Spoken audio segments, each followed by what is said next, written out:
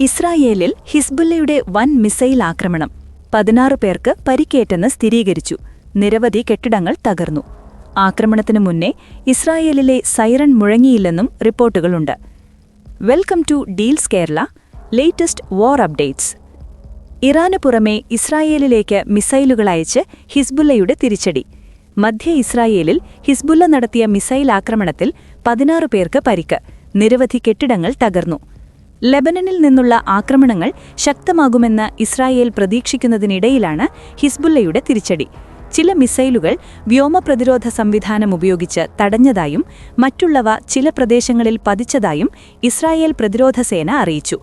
അതേസമയം ആക്രമണത്തിനു മുന്നേ ഇസ്രായേലിലെ സൈറൺ മുഴങ്ങിയില്ലെന്ന് വാർത്തകളുണ്ട്. ഇക്കാര്യം സൈന്യം അന്വേഷിക്കും. മധ്യ ഇസ്രായേലിൽ മിസൈൽ പതിച്ചെന്നും സംഭവത്തിന്റെ സാഹചര്യങ്ങൾ അന്വേഷിച്ചു വരികയാണെന്നുമാണ് സൈന്യം അറിയിക്കുന്നത്. പതിവുപോലെ നാശനഷ്ടങ്ങളുടെ കൂടുതൽ വിശദാംശങ്ങൾ സൈന്യം പങ്കുവയ്ക്കുന്നില്ല.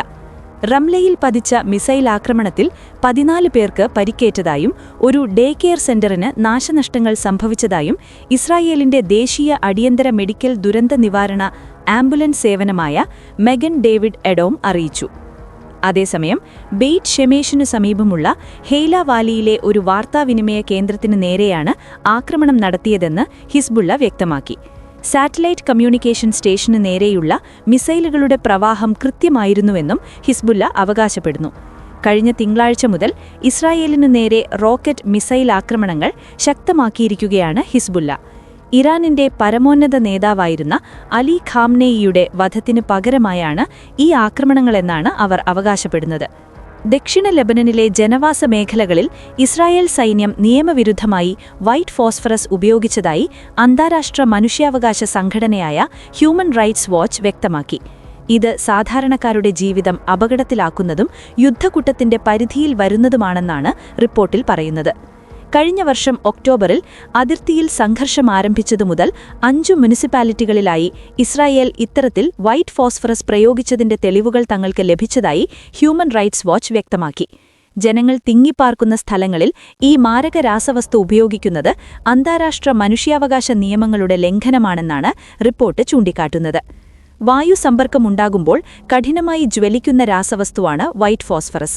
ഇത് മനുഷ്യ ശരീരത്തിലേൽക്കുന്നത് മാരക പൊള്ളലിനും ശ്വാസകോശ സംബന്ധമായ അസുഖങ്ങൾക്കും അവയവങ്ങളുടെ തകരാറിനും കാരണമാകുന്നു. കെട്ടിടങ്ങൾക്കും കൃഷിയിടങ്ങൾക്കും ഇത് വലിയ നാശനഷ്ടങ്ങൾ വരുത്തുന്നുണ്ട്. ദക്ഷിണ ലെബനനിലെ സൈനിക ആവശ്യങ്ങൾക്കല്ലാതെ ജനവാസ കേന്ദ്രങ്ങളിൽ പുകമറ സൃഷ്ടിക്കാനെന്ന വ്യാജേനയാണ് ഇസ്രായേൽ ഇത് ഉപയോഗിക്കുന്നതെന്ന് ഹ്യൂമൻ റൈറ്റ്സ് വാച്ച് ആരോപിച്ചു. സംഭവത്തിൽ അന്താരാഷ്ട്ര തലത്തിൽ അന്വേഷണം വേണമെന്നും കുറ്റക്കാർക്കെതിരെ നടപടി സ്വീകരിക്കണമെന്നും സംഘടന ആവശ്യപ്പെട്ടു.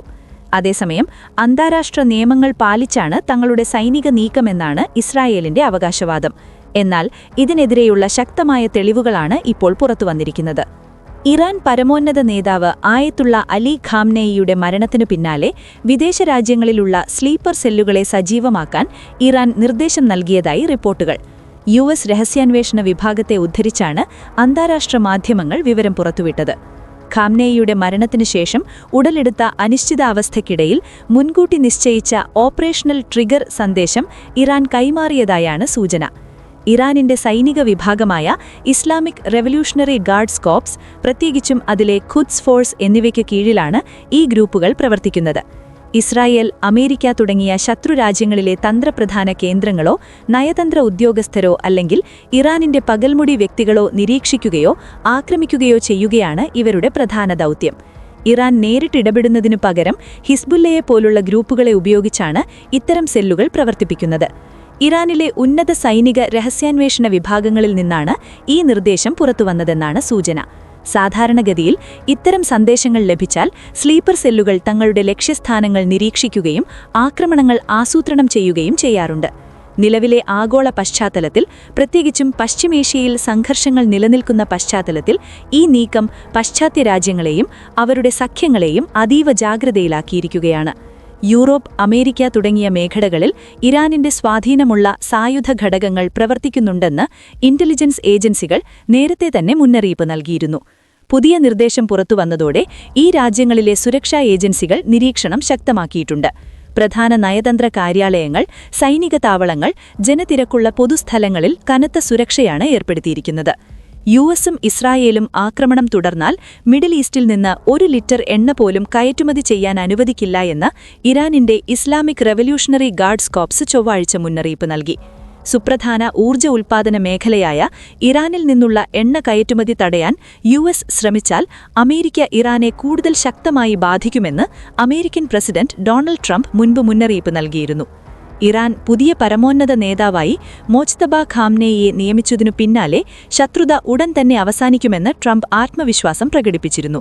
എന്നാൽ ഈ ശക്തമായ വാക്കുകൾ പോലും ആഗോള വിപണികളിൽ വലിയ മാറ്റം സൃഷ്ടിച്ചില്ല. ക്രൂഡ് ഓയിൽ വിലയിലുണ്ടായിരുന്ന കുത്തനെയുള്ള ഇടിവും ലോക ഓഹരി വിപണികളിലെ ഉയർച്ചയും തുടർന്നുതന്നെ തുടരുകയായിരുന്നു. ഇറാനിലെ സൈന്യത്തിന് അമേരിക്ക ഗുരുതരമായ നാശനഷ്ടം വരുത്തിയതായി ട്രംപ് തിങ്കളാഴ്ച അവകാശപ്പെട്ടു. താൻ നിശ്ചയിച്ച 4 ആഴ്ചയുടെ സമയപരിധിക്ക് മുൻപ് തന്നെ സംഘർഷം അവസാനിക്കുമെന്നും അദ്ദേഹം പ്രവചിച്ചു. എന്നാൽ വിജയം എങ്ങനെയായിരിക്കുമെന്ന് അദ്ദേഹം വ്യക്തമാക്കിയിട്ടില്ല. ഇസ്രായേൽ പറയുന്നത് ഇറാനിലെ പൗരോഹിത്യ ഭരണ സംവിധാനത്തെ അട്ടിമറിക്കുകയാണ് അവരുടെ യുദ്ധലക്ഷ്യമെന്നാണ്. അതേസമയം ഇറാനിന്റെ മിസൈൽ സംവിധാനവും അണവ പദ്ധതിയും തകർക്കുകയാണ് അമേരിക്കയുടെ പ്രധാന ലക്ഷ്യമെന്ന് വാഷിംഗ്ടണിലെ ഉദ്യോഗസ്ഥർ വ്യക്തമാക്കുന്നു.